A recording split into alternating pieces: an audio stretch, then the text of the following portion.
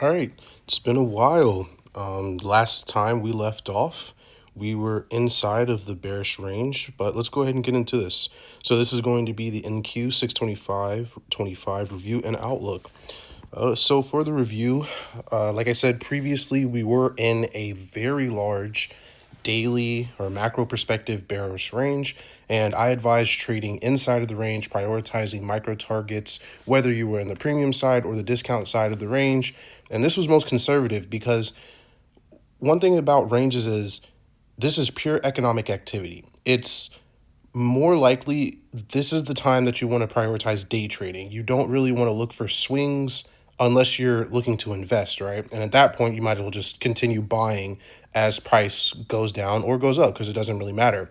But when you're trading, you want to prioritize inside of a range those micro targets. So we're looking at micro structural points, liquidity, and all of that. We don't really want to prioritize those larger or those macro range targets because we're not trying to predict where price is going. We want to respond based on price action. So I advise trading inside of the range, prioritizing micro targets. So the structural points once again, and liquidity. All right. And what ended up happening actually, so it happened yesterday, as we go over here to the chart, is we ended up breaking to the high side of the range.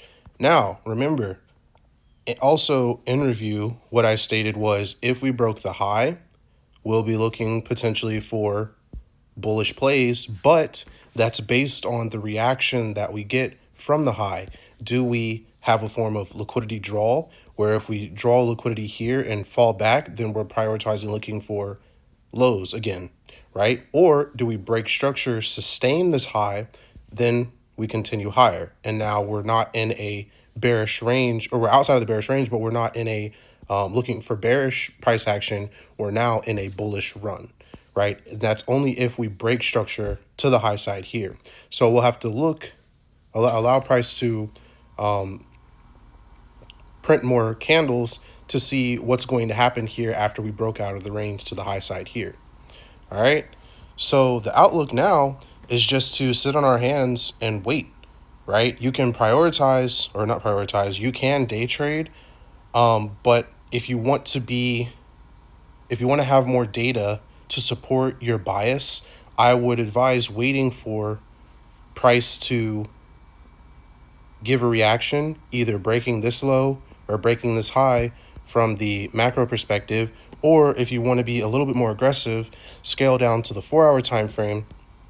And now, because we know that this is the high or the previous high of the range, so let's say this is 300, right?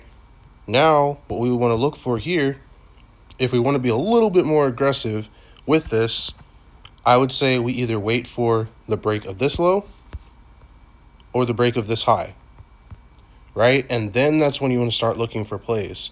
And so if we break the low, then obviously we're going to look for bearish plays towards, the previous bearish lows. And then we wait to see what happens at that low. And et cetera, et cetera, et cetera, the same things I've been saying this entire time. And then on the flip side, if we break this high, that's when we look for the correction to give us our sponsored candle inefficient pricing play. And then we just continue riding this until, whenever it decides to